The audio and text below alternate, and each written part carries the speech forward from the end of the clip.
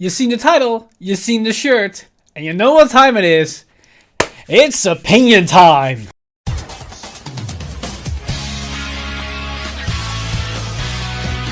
Stand up! Vanguard!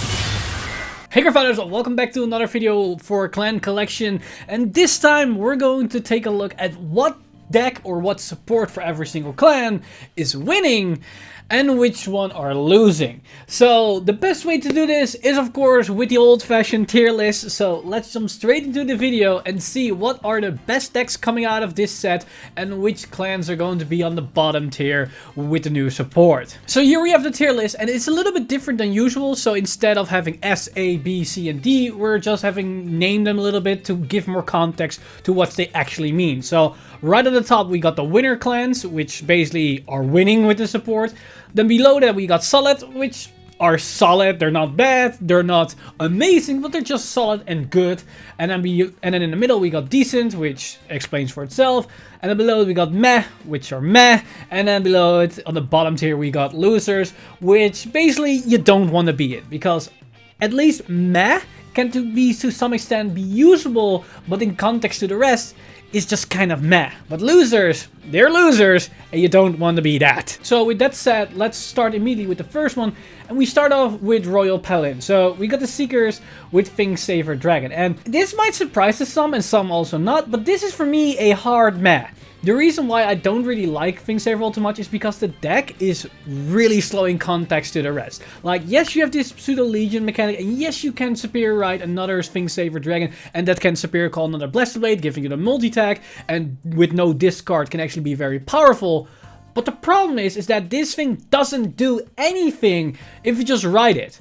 It only happens to turn after because of its annoying restriction, making it even worse if you went second. There is no, oh, I went second, my opponent's grade 3, I can do it immediately on the first grade 3 turn. That's not possible because it has the same restriction as, I believe, Great Dayusha, where it cannot activate if you rode that turn, which is really annoying, and because of that whole interaction, it feels kind of meh, so it doesn't really have any proper interactions. Also, I probably forgot to clarify this, but the entire tier list and everything that I'm going to rate these cards on and these clan support, it's all in context of V premium. Not premium, just V in general. If you're interested in how this would play out in the premium landscape with premium in mind, then check out TIE Fighter's video, as he basically does the exact same thing, but then for premium. Now that said, we get to Oracle Think Tank with Tsukumori. And Tsukumori, again, for me, feels like a meh. Like, it's relatively bad in context to the rest, but it's not a losers, because it does support and makes the Tsukuyomi deck better, as now Tsukuyomi is going to be online on the very first grade 3 turn. It doesn't matter if you went first, it doesn't matter if you went second. And in actuality, the deck will become a going second strategy, because it can be live on the second grade 3 turn. And that also means that you have access to your new Hue Guardians, which is a very good position to be in. You can use your G Guardians to save up a lot of the shield and defensive and go on low damage, and then immediately go into a full power Tsukuyomi as the first grade 3 turn. If you went first, you can get a full power Tsukuyomi, but it's considerably more harder to do so. Whereas going second, it's much easier to do that thanks to the new support. Followed up, we've got the Genesis support with Fortuna, and Fortuna for me, it's either a winner or a high solid. And I think I'm going to put it in high solid because this general support, the grade 2 and the grade 1, are actually really good. I think the grade 1 is probably one of the better ones. And of course, Fortuna herself, I already explained it in my top 10 video, she's up there. I think I put her on the 7th or 6th spot. And I put that for a reason. She's an amazing card if used right. But the thing is, it's going to be a very hard card to control, and it's going to be a hard card to pilot. And therefore, I don't really automatically want to put it in the winners category, because it's a higher bar of entry that probably not most players are able to capitalize fully on the card's abilities. So I think a high solid is probably where she would fit along, because the grade 1 and the grade 2 in general are really good support cards as well. Then next up, we've got Blockade. And Blockade for me, like, it's a decent. Like, the support for Blockade for Seal Dragons is good. Like, this is probably the best Seal Dragon cards we've seen ever, thanks to the restriction that auto abilities don't activate. There's a good, way better payout of your opponent not calling grade 2s, and you can easily wipe the board of all the grade 2s thanks to Blockade's ability. But it still feels like it's not really a fully built deck, or at the very least, it doesn't compete with Blade Master and the Cross. And to be fair, it's very hard to do so because those decks are ridiculous. and Blockade just feels more like a fair deck. If those decks didn't exist, and we were still in like the original DN's era with the Great and that kind of stuff, then Blockade will probably be one of the best Kagero strategies you could go for at the time. But right now, with the latest support that Kagero got last year, this feels just like very underwhelming in contrast to those decks, but it's still a decent strategy nonetheless. Then next up we've got Yoga, and Yoga for me, like, the problem I have with the deck is it has so much potential with the aggressive output the deck can do, with the amount of attacks, the insane amount of drive checks, and the power, and all that kinds of stuff. But the fact that you get no cards to hand from your drive checks is very painful. But it would have been manageable if the card pool that you could use, the Stealth Fiends, was much bigger than it is right now. In Standard, it's just a straight losers category for me because the support is just not there, and it doesn't feel like a good strategy that will rely. Like, you're probably gonna win 1 or 2 games with it. You can definitely high roll your opponent out of the game, but it's too inconsistent and too glass canny that it's actually going to be a viable strategy. Now, if we're going to get more Stealth Fiend support in V in the future, this could change because there is future potential, but right now, it's just not there. Then the following clan we've got is Narukami, and Narukami for me, once again, is going to be a solid deck. Like, the support around it, the grade 1 and the grade 2, are pretty good, and Voeing Sword Dragon himself is also really, really good. It makes the Eradicator budget deck an actual legit strategy in V. And in Premium it's even more insane, but we're mainly talking about V. If it was Premium, I would chuck it into winners, no questions asked. But in V, it's a bit more harder to justify it because there are less ways to just bind multiple cards without any issues. We don't have to Stunverse try to enable insane value of a Voeing Sword Dragon. In V, we do have other options and other strategies with the whole Descendants plays and that kind of stuff, but it's less noticeable and less impactful than in other things. But we do have some finishers and that kind of stuff with guard restrict and all kinds of shenanigans, so that's for, I would say it's a solid tier. Then next up we got Dimension Police and then Daikaiser. Yeah, it's gonna be the first winning because it's Daikaiser. Like, I probably don't have to explain. It accelerates power, it has the guard break kind of ability, which just can shooting your opponent's damage, and more importantly, it can shoot your opponent to 6 damage. That's the big thing. On top of the fact that the skill stacks if you have multiple Daikaisers on the field. PGs aren't a safe bet anymore. So Daikaiser, yeah, Daikaiser is an amazing card that just automatically slots in any DP deck, and especially the better version of DP, without needing even to sacrifice anything. You can just add it to the deck and it works, which makes this card insane. So Daikaiser, as well as the support card around him, they're amazing. They're winners. Absolute winners. Absolute chats. Next up, we've got Spike Brothers, and it's the new Dudley support. And on this one, I'm kind of conflicted because I think it's either solid or just decent. Because the thing is with the Dudley engine is that this is really good. It makes Dudley as an actual deck. But the thing about it is that you do lose Rising Nova's power, because you cannot combine Rising Nova with a new Dudley engine as they all demand you to have a Dudley Vanguard. But Dudley Emperor does give you the consistent multi-attacks. It has the unwrite ability as well to just allow you to build a board. And although it costs you a lot of resources, you can easily replenish those resources with all the other cards for Dudley. So either it's a decent or either it's a high solid, low solid. It depends on what you would say. I think it does outplay Blockade. I think it does outplay a Blockade, so either it's above Blockade or at least it's solid. So I'm gonna put it in solid right now, but you can definitely put Dudley's also in just in decent because this is a decent deck. But I don't know if it will compete with all the other cards, as it does require you to have a lot of specific cards. It needs you to have specific cards either in hand or in deck, and that can sometimes be a bit clunky, especially if your opponent can mitigate the amount of resource you have access to, because you can combo off, but it will cost you a lot of soul and counterblast to actually do all those plays. So that's why I'm kind of on the fence with this particular card, or this particular support wave. Then next up, we've got the Bunny support for Pale Moon, and this, for me, obvious winner. Like, the deck is insane, the deck is really good on its own, but then it also has the utility options of just combining it with any other strategy that Pale Moon has access to. You can combine it with so many tech cards and so many options. If you've seen my top 10 video about the best cards within this clan collection set, I already addressed there that you had this option to combine it with the Harry engine and with the Dragon, and it actually is a thing. So yeah, this deck, this support wave for Pale Moon has been nuts. So all the obvious winners. It's pretty damn good. Then next up we've got Bermuda Triangle. And Bermuda Triangle is interesting because Bermuda Triangle's support isn't to one specific strategy. We have the Grade 3, which is her own deck. And then we've got the Grade 4, which is just more support for Highlander. And we also got the other Grade 1, which is just there. Now, the thing about this card is that it's a very unique design. And it gives you multiple drive checks, it accelerates force markers, and it does allow itself to be combined with other cards. Now, I'm not too sure how good it actually is, because it's a little bit different that we're not used to how we play Vanguard, as we sacrifice the Vanguard's attack for just value. But it does generate a lot of value, so I think right now it's just decent. But I think this deck, this strategy, can actually become a lot better if we get more dedicated support that interacts with how this card operates. Now, in Premium, there is more application to this particular card because you can make it into a Gizeh strategy, because you get multiple drive checks without actually attacking your opponent's Vanguard, thus not risking the potential of actually giving them damage. Which is basically what Gizeh wants to do, so this could actually be a thing in there, but for V Standard, I don't really think I can put it higher than decent. It's good, but it's not solid enough in my opinion. Then next up we got Aquaforce, and Aquaforce with Tetra Drive and the support, it just feels like meh.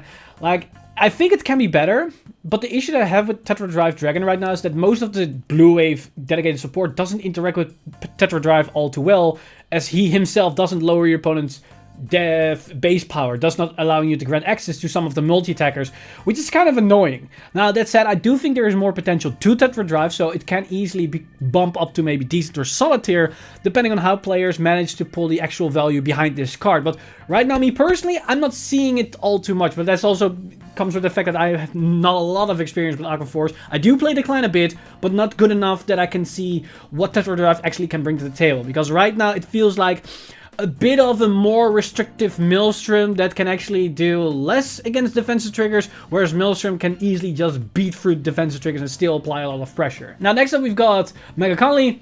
Mega Conley is instant winning. Like, the Giraffe support is insane. It gives Mega Conley so much pushing power, so much more aggressive action to the fact that you can just rip out cards from opponent's hand where they cannot use their effects. It's just overall really good. So, easy winning, no questions asked. Now, Ramee is an interesting one, because if you've seen my top 10 video, I haven't even touched upon these cards. They weren't in the top 10.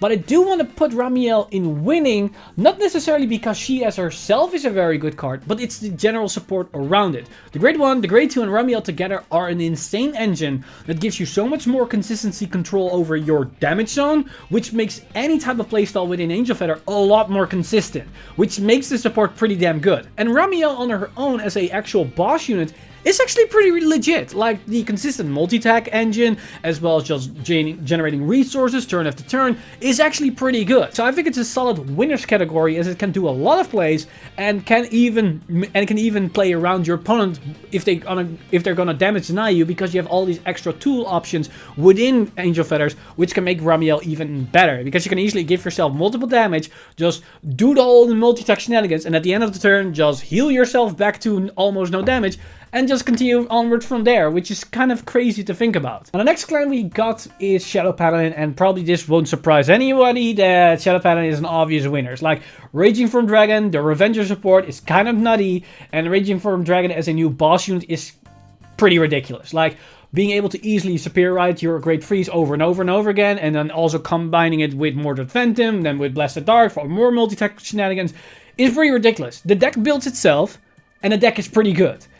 So it's an obvious winner in my mind. Then next up we've got Gold Palin with the new Prominence Core, I want to say. And Core is an interesting one. Like, either it's high solid or it's just in winners. I don't know where I would want to put this, because the deck is really good. He as a boss unit is actually pretty good because it gives you a field out of nowhere for almost no cost. He becomes a strong beater with potential crit pressure, and don't forget, he has access to Aglavell and Percival, which is an insane engine to even have. And then with Aglavell being able to bounce itself back, together with another Grade 3 called Edmund that can also bind itself back, then those two particular cards allows you to just load up on Gore's effect that he just power himself, as well as those units, to just put more power numbers on the board, making Gold Palin maybe less multi-tech heavy, but just dishing out attack after attack with high numbers on a consistent basis. Where most other gold variants struggle when their field is destroyed, including Gurgit, Core doesn't have this issue. He can just shit out of field out of nowhere and then just start crushing with numbers even though it didn't cost you any resources. So I'm gonna put it in winners. It's still a pretty good deck, and I think it's really solid. So next up we've got Nubatama with the new Daihozan. And Daihozan to me is also a solid winners. This card is pretty insane. The support around it with the grade 1 and grade 2, being able to just bounce your opponent's units, get value off it, and then Daihozan just forcing your opponent to discard if they even want to play the game is ridiculous. And interesting enough, it doesn't feel as oppressive as other cards like Jamia Kongo did, because it gives your opponent the feel that they have control, that they have agency. While in reality, you're just screwing them over with them basically agreeing to the screwing them over part, which is probably what most people enjoy playing Nubatama in the first place. So Daihozan actually does that as well, and together it's also a pretty strong boss unit to even begin with. So yeah, it's an obvious high winner, definitely beyond core. I'm not gonna put these in order because I will be all day. But Daihozan definitely win this category in my eyes. Then next up we got the Tachikaze support. And the Tachikaze support is just solid. Like, it just makes Gaia even better. Yes, you can also make True Ancient Dragons as an own deck, but people quickly caught on that this is probably just better as a support card for Gaia and just go into the whole multi-tech gauge strategy. It just gives you a lot of resources, a lot of play. You can play around this card if they can clear your board, because then the unwritten effect isn't less good because you cannot really retire one of your units. But in most cases, you will get value of this card and allows you to do a lot of things and can be a good setup for Gaia. So overall, the new True Ancient Dragon support is pretty solid. Then next up, we've got Nova Grappler. And Nova Grappler is kind of a controversial one because a lot of people gave this card shit on when it was initially revealed. But I think it's a high decent card. I think it's better than Blockade. Definitely better than Blockade, because I think people just overlooked the actual value this card provides. Yes, the first ability is weird, but you need to look at it differently as you just generate an extra multi-attack for your rearguards. But more importantly, you can just swing with your Vanguard over and over and over again without wasting cards in hand. You can actually generate pluses of this effect. The rewrite and getting extra drive checks doesn't cost you a discard. That's some people are overlooking, which gives Nova Grappler an actual plus engine. That's something Nova Grappler never really got. A plus engine in a deck like Nova Grappler or in a clan like Nova Grappler is more devastating or more deadly than most people are overlooking. And that plus engine then also being in the form of multiple Vanguard attacks and multiple drive checks is even better. So I think it's a solid, decent deck. Maybe even better than this, but I don't want to give it too much credit because we have to playtest more and more with this new Riser engine. But I think it's really good. I think it's really solid. And on top of that, they got a grade 1, which functions as a Gear Chronicle Time Leap engine. There's no way that I'm gonna put them lower than at least middle ground. They got a Time Leap card, for Christ's sake. Now, next up we've got Link Joker, and this might surprise other people as well if they saw my top 10 list, but is also going to be winners. I didn't include it into my top 10 cards, top 10 list, any of these cards, because I don't really feel like the support themselves are insanely strong. It's just that Chaos Breaker Dragon exists. Like, Infinite Zero Dragon is a solid grade 3 that can sell for Chaos Breaker Dragon, which can even allow you to go Triangle Lock in certain situations. And the grade 1 and the grade 2 are decent. Like, the grade 1 is good. The grade 2 is... it's there, but you can play it because it has a Starfader name. But overall, the support is good for for Chaos Breaker Dragon. Chaos Breaker just needed more Starfader cards, and they got it. And it's probably going to make Chaos Breaker Dragon an actual legit strategy in V moving forward, which scares me the crap out of me because I do not want to deal with Lock again, but probably there will be a thing. And that then combined with Mega Conley being a pain in the ass, and Daihozan being a thing, V is going to be interesting, that's for sure. Now, next up, we've got Dark Reggers with Reiji, and although I want to support Reiji as much as possible, I cannot put it higher than Losers. Like, yes, the card... Let me get things straight. The card itself isn't bad. The card, it is not. Like, you can say all you want, Reiji himself is not a bad card. The issue is that Reiji got no support to make the card viable. Reiji himself is a win condition, and is solid to it as well. But the thing that it doesn't have anything to support it makes it kind of awkward. If we just get 1 or 2 cards that accelerate Reiji's win condition, or do something that allows Reiji to be more consistent, you will suddenly see how powerful the card actually is. But the fact that it now stands on its own without any actual support, it basically feels like Demiurge all over again. But anybody that plays Gear Chronicle knows once we actually got support for Demiurge with more Zodi Timey support, the deck was actually legit strong. Yet so many people overlooked it. But I knew how strong that deck actually was and that it was actually a meta viable strategy. But in order to pilot the deck, you needed to have 200 IQ and not a lot of people could do that. Same goes with Fortuna on this one. So that's why I think Fortuna is a solid card, not winners, because not a lot of people will see the true potential in it, and you need to have the 200 IQ to actually be able to pilot it. Same thing I think can happen with Reiji. It just needed 1 or 2 cards to make the card insane, but sadly it doesn't exist right now, and that's why it's straight into the losers category. Doesn't stop me from trying though. Now, talking about things that doesn't stop me, Chronos Command, or Gear Chronicle support. Yeah, that's straight winners, number 1, no questions asked. You might call me biased, I don't give a crap. But you can all say all you want, but the support is insane. Now, true Chronos Command Dragon is, for some people, kind of underwhelming, but it actually has its usage in even the current build for Chrono Jet. It's still a good going first strategy. It's a oh crap button if you don't have the cards you need or you just want to build the board. And it's a great card in the Mega Conley matchup because you can just reset the board even if they stunned everything and get a new field as if nothing happened. Now, you don't want to use this card if you go up against Daiho-san, because then you need to discard your entire hand, but in the scenario where you don't even have an hand, then you don't have to worry about that. But that said, Caliban is in this support as well, and Caliban is insane. Caliban alone allows the support for Gear Chronicle to be in a winners category. Gigi and Chronos Command are just the extra flair on top of Caliban. That's the funny part here. And yes, GG is not good for Chrono Jet in my opinion, but GG is actually really good for Chrono Fang. So the support is pretty generic and allows every aspect of Gear Chronicle to actually get more support and be a bit better. Because Caliban can also work, surprise, surprise, for the Lost Legend deck. So yeah, there's no reason to put it lower than winners. Maybe not this high in winners, but that's beside the point. Now, next up we've got Grand Blue, one of the other Legion type of cards like Soul Saver. And for me, this is going to be indecent. Now, you might think to yourself, now hold on a moment, you put this card into in your top 10 list. And yes, that's the case, because I think the engine is very powerful and has a lot to offer. But if I put it in context of what Grand Blue already has access to with Nitros, it doesn't replace Nitros. So in that aspect, with the entire context in mind, I can only put it in decent, because if you compare it to Nitros, it's just a decent deck that does a lot of things. It gives you a lot of power, it gives you a lot of multi-attacks as well as defensive capabilities, and it's pretty solid.